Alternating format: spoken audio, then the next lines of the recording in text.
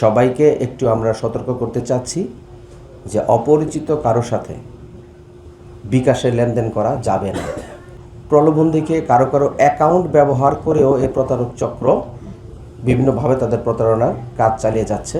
আপনারা লক্ষ্য করেছেন যে ইদানিং বিভিন্ন ধরনের group, Telegram group, WhatsApp group, বিভিন্ন গ্রুপের মাধ্যমে জব প্রতারণা, স্বল্প মূল্যে শেয়ার বিক্রয় এবং বিভিন্ন ধরনের পণ্য বিক্রয় অথবা ঘরে বসে কাজ করুন, এই ধরনের বিভিন্ন বিজ্ঞাপনের মাধ্যমে বিভিন্ন গ্রুপ প্রতারণা করে আসছে। আমরা প্রচুর পরিমাণে অভিযোগ পাচ্ছি। সে অভিযোগগুলা আমরা জিডি আকারে পাচ্ছি, মামলা আকারে পাচ্ছি।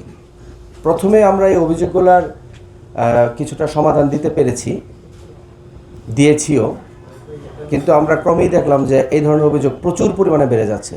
একদম সমাজের সকল স্তরের লোকজন প্রতারিত হচ্ছে। এই জিনিসটা আমরা যখন লক্ষ্য করি, ডিবি সাইবার ডিভিশন ডিএমপির আমাদের ওয়েব বেস টিমকে আমরা দায়িত্বটি দেই যে এই প্রতারণার মূলে কারা আছে একদম সমূলে উৎপাদন করার চেষ্টা আমরা করি। এখানে বিভিন্ন ধরনের লেয়ার আছে, first layer, second layer, third layer. সব লেয়ারগুলো আমরা পার হতে আমরা এই প্রতারণার একদম মোটামুটি মূল পর্যায়ে যেতে পারি। সেখানে দেশি বিদেশি একটি চক্র কাজ করছে। এই অভিযানে আমরা বিগত এক সপ্তাহ ধরে আমরা সাঁড়াশি অভিযান পরিচালনা করি ঢাকার বিভিন্ন থানায়, বিভিন্ন এলাকায়। সেখান থেকে আমরা কোনো একটি বাসা থেকেই পাওয়া গেছে 51,000 সিম। বাংলাদেশে ব্যবহৃত বিভিন্ন মোবাইল কোম্পানির সিম 51,000। টোটাল আমরা 51,251টি সিম উদ্ধার করি।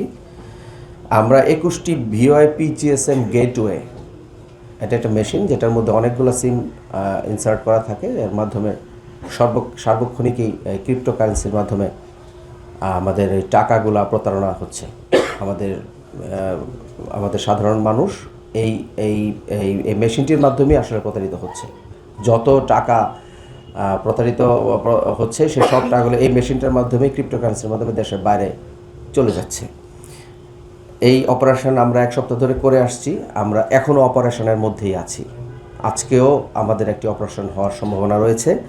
এই টোটাল অপারেশন করে আমরা 5টি ল্যাপটপ, 51,251টি সিম, বিভিন্ন ব্র্যান্ডের প্রায় 50টির মতো মোবাইল, 47টি মোবাইল এবং 2টি সিপিইউ আমরা উদ্ধার করতে পেরেছি। এবং দেশি বিদেশি আমরা 8 জন নাগরিককে গ্রেফতার করেছি। আমাদের এই অপারেশন অব্যাহত থাকবে।